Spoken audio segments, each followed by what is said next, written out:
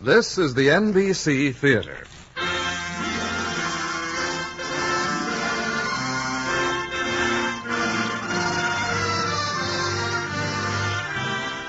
From the NBC Theater in Hollywood, we bring you a story both pleasant and proper, told by one of the most pleasant and proper ladies who ever wrote in the English language, Jane Austen. Jane Austen's experience of life was narrow, as befitted a gentlewoman. She knew two facets of the life of her contemporaries, their parlors and their hearts. And of these she wrote with keen understanding, and a pen dipped in wit and kindness. Here now, in a radio adaptation by Clarence A. Ross, Jane Austen's Northanger Abbey.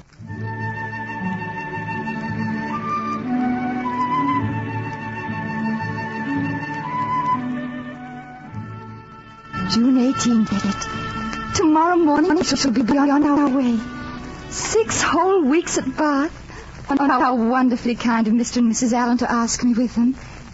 If only I'd remembered everything that I needed to take along. Catherine, my dear, you really must try to be calm. Oh, yes, Mother, yes, of course I'm calm.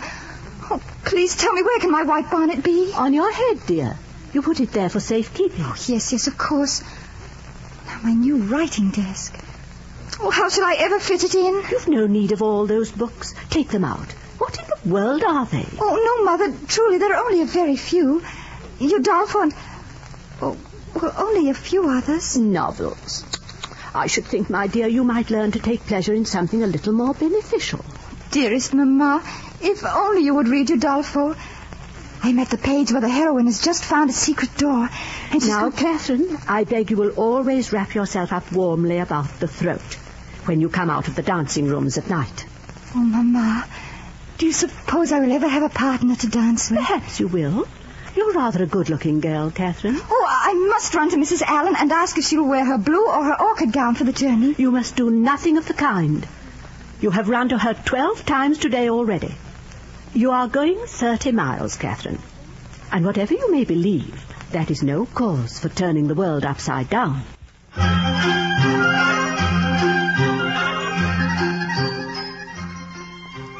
June 21st. We arrived at Bath after a quiet and uneventful journey, and are settled in very comfortable lodgings. Tonight, for the first time, we go to the ball at the upper rooms. I have not long to write, for Mrs. Allen must nearly have done dressing. She's been about it 3 hours. I do wish you could dance, my dear. I wish you could get a partner. I don't mind watching, Mrs. Allen. There is a great crowd, isn't there? Indeed. I trust my gown hasn't been torn. Mr. Allen might at least have seen us seated. Has he gone to the card room? I should think so. Catherine, has my gown been torn? It's such a delicate muslin. It is terribly uncomfortable, isn't it? Not to know anyone here. Very uncomfortable. I do wish you might get a partner, dear. How is my head? Is my hair disarranged? Oh, it's very nice. Mrs. Allen, those two gentlemen, they're coming towards us. The old one is master of the ceremonies. Catherine, it must be that you're going to dance after all. Good evening, Mrs. Allen. Good evening, sir. Mrs. Allen, allow me to present Mr. Tilney. He begs to request the honor of the next dance with your young companion. It is granted, sir. Miss Morland, Mr. Tilney. I must not be remiss, madam, in my proper attentions as a partner. I'm compelled by law to inquire how long you've been at Bath, whether you were ever here before, whether you've been at the theater, and how you like the place altogether. Shall I begin? You need not trouble yourself, sir. Oh, no trouble, I assure you. Have you been long in Bath, madam? Less than a week, sir. Really? Why, are you surprised? No, I'm not, but I'm to show some emotion, and surprise is as reasonable as any. Now, were you ever here before, madam? Never, sir. Have you been to the theater? I believe our plan is to go tomorrow, sir. And are you altogether pleased with Bath? I like it very well. Well, now I'm to give one smirk, and then we may be rational again. Oh, dear. Oh, why, oh, dear. I shall make a poor figure in your journal, shan't I? Went to the upper rooms, wore my sprigged muslin gown to great advantage, but was harassed by a half-witted man who made me dance with him and distressed me by his nonsense. I shall say no such thing. Anyway, perhaps I keep no journal. Well, perhaps you're not in this room and I am not dancing with you. Oh, pardon me. Did I tread on your toe?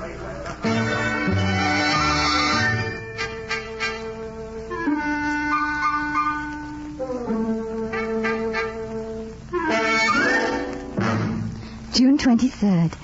The weather continues pleasant. At noon each day we visit a few shops and then go to sit for an hour or two in the pump room. Mr. Tilney has not appeared anywhere since I saw him at the ball. But that does not signify, for of course no thought of him crosses my mind. Catherine, why do you peer about like that, my dear? Whom are you looking for? Why, no one, Mrs. Allen. No one at all. No?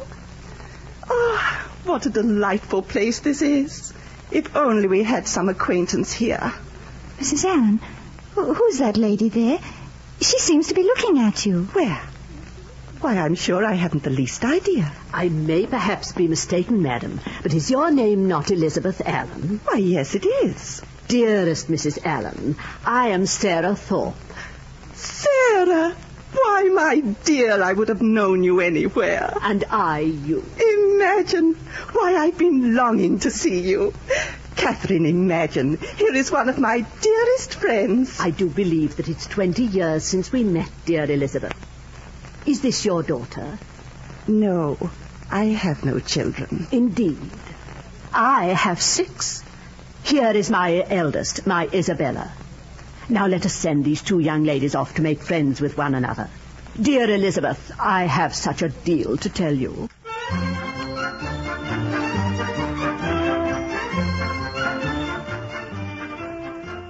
Oh, my dearest Catherine, I cannot think what I occupied myself with here before I found you.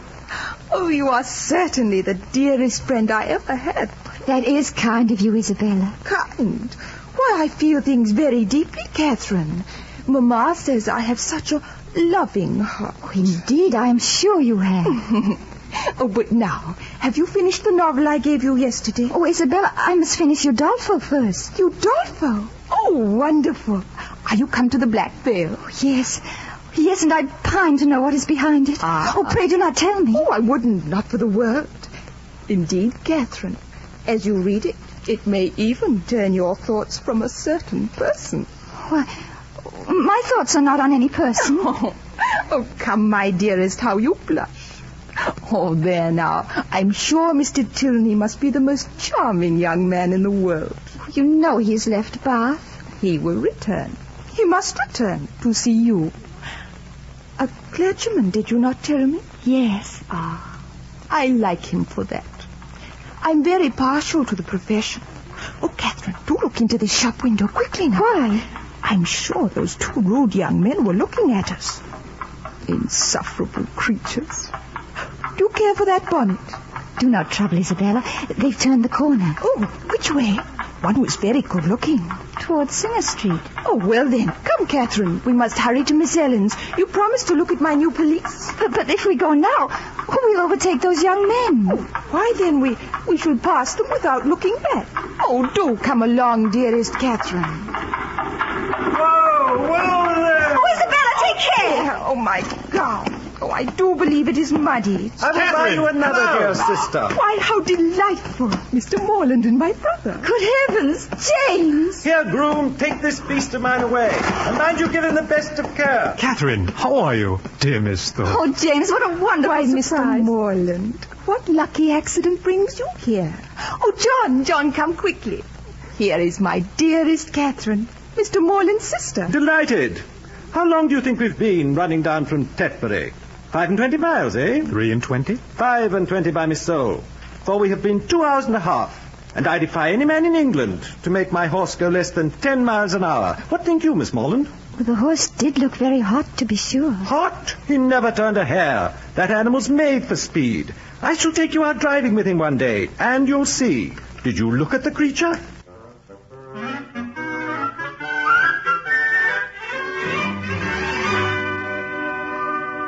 June 30th. I do not know whether to feel glad or sorry that Mr. Tilney has returned to Bath. He'd only gone to bring his sister, Miss Eleanor, a most charming girl.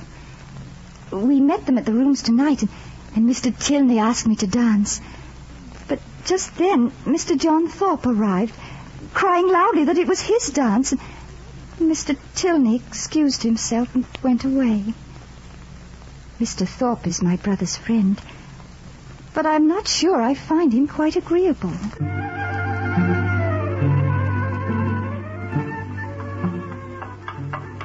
Truly, Mr. Thorpe, I wish you had not been so insistent on my coming driving today. What? Not come? Didn't I say I should drive you out? Dearest Catherine, you know he did. Why, Mr. Morland heard him say so. Didn't you, Mr. Morland? Indeed I did. But no one said we would drive today, and Miss Tilney did send me a note that we should go walking this afternoon. And I tell you, I saw her and Henry Tilney driving out Lansdowne Road in a phaeton. But that is so very odd. Now let us say no more about it. Who is that girl who stared at you, Catherine? Where? On the pavement back there. The girl and the man. Oh, it's Mr. Tilney and his sister. Stop, Mr. Thorpe, stop the horse. Stop! Upon Miss Soul, no. Oh, it is Miss Tilney. I must go back to her. Stop at once. Catherine, dearest, have a care. You're quite pale. Oh, Mr. Thorpe has deceived me. The Tilneys did not go away without me after all. And I will speak to them. If you don't stop, I'll jump out. Oh, all right. Whoa, I say.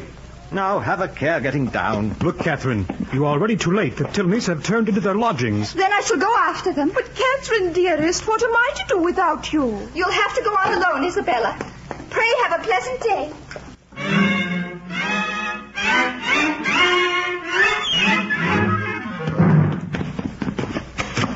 Why, Miss Morland, what on earth? They told me you'd gone out driving. I ran away here in a great hurry to explain. Henry, Eleanor, who is this young person? And why has she not been shown up properly by the servant? Oh, I beg your pardon. I could not wait. I ran up the stairs. This is Miss Morland, Father. Oh, General Tilney, you must forgive me, but there has been a great mistake. Ah, Miss Morland. Fullerton, I believe. Yes, General. Oh, one or two people have mentioned your name. Eleanor, Henry, make Miss Morland welcome. Please sit down, Miss Morland. It's quite all right about the walk, whatever happened, and we shall go another day. But you're quite overwrought, Miss Morland. Would you not like a cup of tea? No, thank you. I really cannot think what I was about to run in here so rudely. Thank you, I'm quite myself again. So much has happened. The Tilneys have been extraordinarily kind to me. I've seen them often. Oh, but the great news, the astonishing news, I can hardly tell it. I had a note from Isabella today, begging me to come to her at once. My dearest Catherine, I've been waiting these ages. I died to tell you. Dear Isabella, what is it? What are you talking about? Oh, Catherine, your brother is the most charming of men.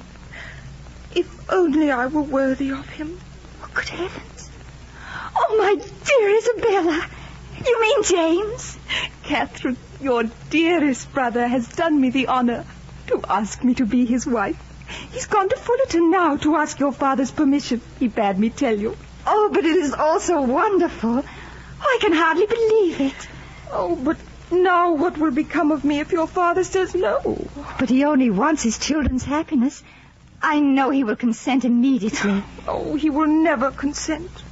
And yet I want nothing. Truly, Catherine, I want nothing. The smallest income in nature would be enough for me. The tiniest little villa in Richmond, and I shall be in heaven.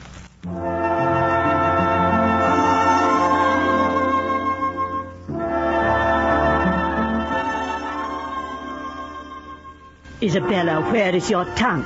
Why do you not tell dear Catherine your news? You tell her, Mamma. Oh, Mrs. Thorpe, what is it? The letter has come from your brother. He has seen your father and has his full consent. Oh, Isabella, did I not tell you so? And now we shall be sisters. Yes. Your father has settled a living of £400 a year on James, and they can marry within 3 years' time. Oh, that does seem long. But then think how happy you will be. It is all very charming. Mr. Morland has behaved very handsomely.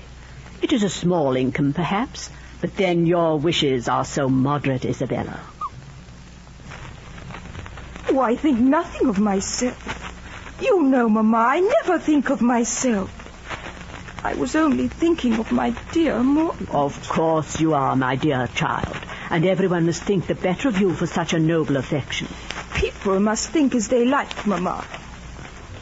Catherine, will you dance with Mr. Tilney tonight? I'm engaged to. Oh, his brother has come to Bath. Captain Frederick Tilney, on leave from his regiment. Captain Tilney? Would that be the eldest son? The General's heir? Yes, and they say he's very dashing. What a pity you cannot come along and dance. Well, then perhaps just for an hour. But no. No, you mustn't put such thoughts into my head, dear Catherine. I shall do absolutely nothing but sit at home with a broken heart until my dear Morland returns.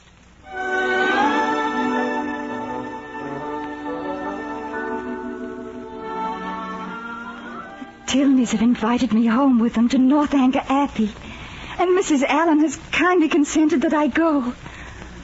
Northanger Abbey. The very name is thrilling.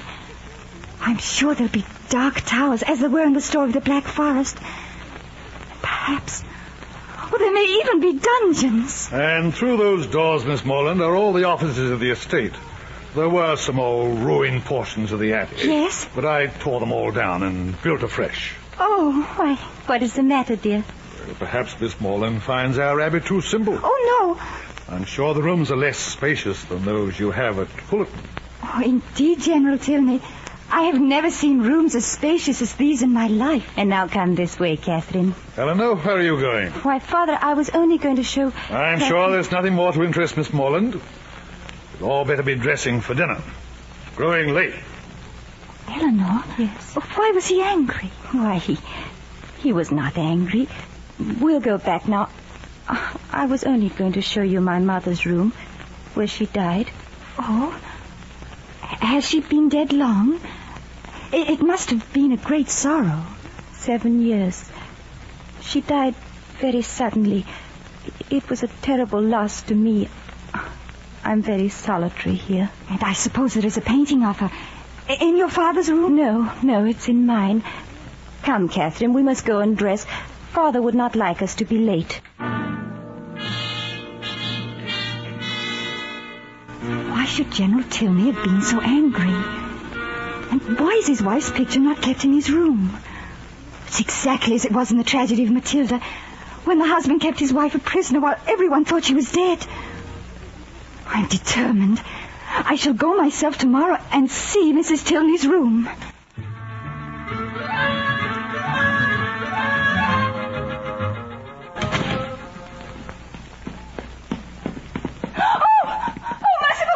Miss Morland.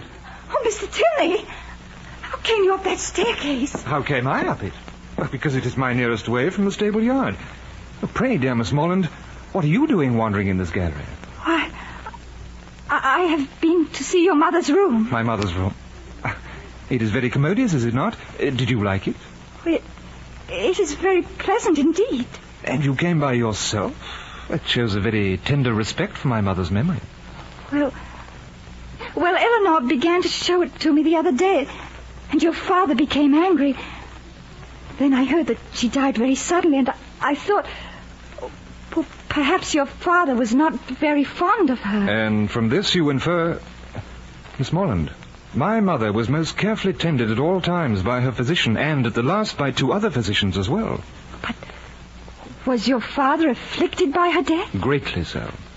My dear Miss Morland, consider the dreadful nature of the suspicions you seem to have entertained. Where on earth can you have got such ideas? Oh, you must excuse me, Mr. Tilney. I've just remembered. I must go back to my room and finish Udolpho.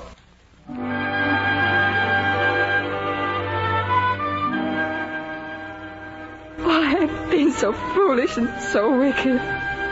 Mr. Tilney will never forgive me. I know that now he has no choice but to despise me forever.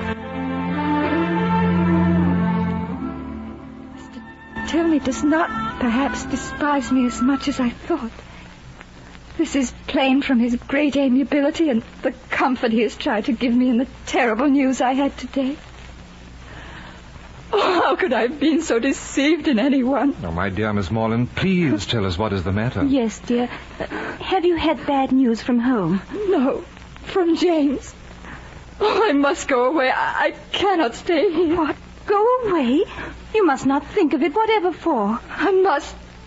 Your brother may come, and I could not bear it. Our brother? Frederick? Catherine, what on earth do You say you've heard from your brother?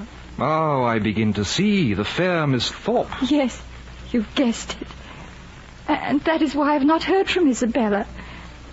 She's deserted my brother and is going to marry yours. That's impossible. Oh, it is too terrible. I cannot understand Isabella. But now she has perhaps got the man she really likes. Now surely she will be constant. Indeed, I'm afraid so. Very constant indeed, unless her eye falls on a baronet. That is Frederick's only chance.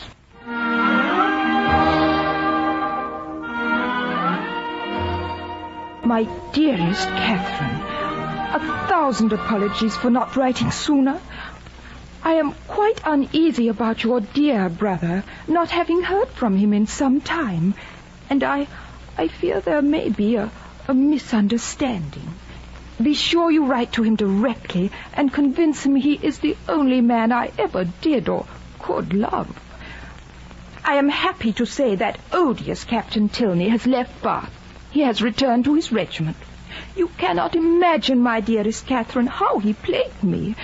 But of course I took no notice of him.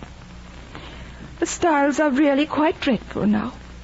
Be sure you write to your dear brother immediately, and to me, whoever are your fondest Isabella. Well, so now you know all about your dear Isabella, Miss Morland. We shall hear no more, I hope, of your leaving here to fly from Frederick. Oh, but I've already been here so long. Ah, she thinks it long, Eleanor. Best to let her go. Oh, no. Oh, please do not think so.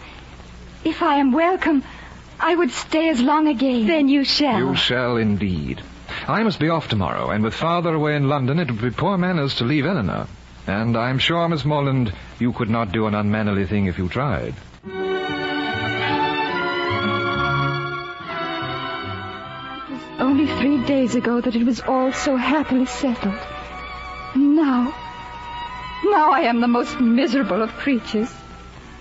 For it was the very next night, after Mr. Tilney had gone, that a carriage drove up very late, and Eleanor and I heard a thunderous knocking at the door. She went down to learn who it could be, and it was half an hour before she came to my room. Dearest Catherine, oh, how shall I ever tell you? Tell me what? Catherine, my father has recollected an engagement. Our whole family is going away on Monday for a fortnight. You and I must part. Oh, but do not be distressed, Eleanor. I shall have no trouble taking my leave on Monday. I'm sure the General will send a servant with me as far as Salisbury. Oh, if it were only so. The carriage has been ordered for 7 o'clock tomorrow morning, Catherine, and there will be no servant offered you. Oh, what can your father and mother say? How can I have offended the General? He is very greatly discomposed. I have never seen him more so, but you can have done nothing. I'm sorry if I have offended him. Pray do not be unhappy, Eleanor. I can be ready by 7. Let me be called in time. Turned from the house. For what offense? And Mr. Tilney away from home. I could not even bid him farewell. And now I shall never see him again. I can only thank heaven for the kindness of my dearest family. Depend upon it, my dear, it was something not at all worth understanding. You are safe at home now. Catherine, my dear, would you like to pick some roses and take them over to Mrs. Allen? Yes, Mamma. Later, perhaps. And what are you doing now, dear? I notice you left your needlework in the parlor. I will get it. I hope you're not so out of humor with home because it is not so grand as Northanger. You should always be content wherever you are, and especially at home. I am content, Mamma. There is a very clever essay in a book upstairs on young girls who've been spoilt for home by great acquaintances. I particularly want you to read it. Yes, Mamma. And mind you take your thoughts off that man. Yes, Mamma. I can assure you he's not thinking of you. And I would not have you be such a foolish girl. See who is at the door. I'm going to look for the book. Now, Catherine, mind what I say. Yes, Mamma. You are quite right. I shall not think of him anymore. Catherine, who is down there?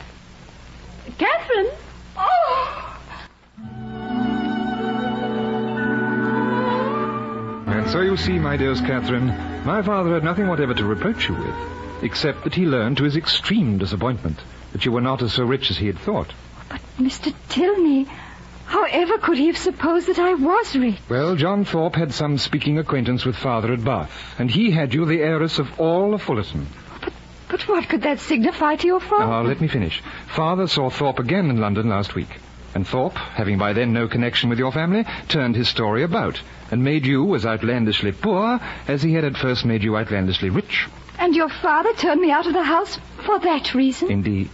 Why, you see, when he had thought you rich, I was as much as ordered to capture your heart. Oh. But when I came back to Northanger 2 days ago, that order was very loudly and furiously reversed. Oh. But, may I dare to hope, my sweetest Catherine, that the second order cannot be carried out? Oh, dear Mr. Tilney, I assure you, the second order is quite impossible. My dearest, our long wait is over. My father gives his consent.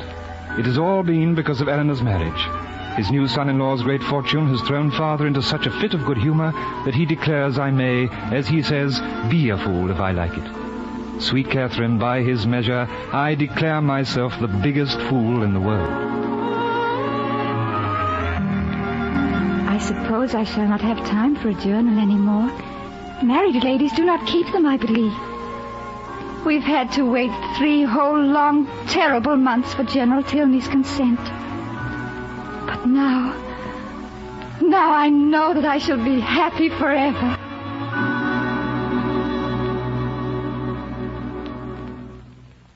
You have heard Northanger Abbey by Jane Austen, as adapted for the NBC Theater by Clarice A. Ross. In our cast today, Catherine was Virginia McDowell, Mrs. Morland was Doris Lloyd, Mrs. Allen was Norma Varden, Henry Tilney was John Dodsworth, Isabella Thorpe was Constance Cavendish, John Thorpe was Nelson Welch, James Morland was Gilbert Fry, General Tilney was Crawford Kent, and Eleanor Tilney was Alma Lawton.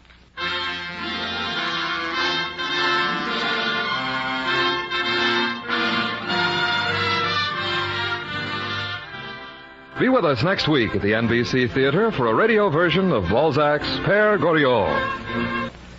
Executive producer for the NBC Theater is Wade Arnold. The director of the NBC Theater is Andrew C. Love.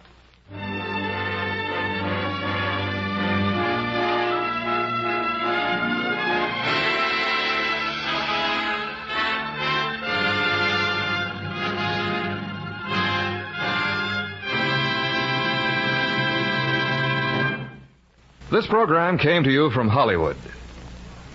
3 chimes mean good times on NBC.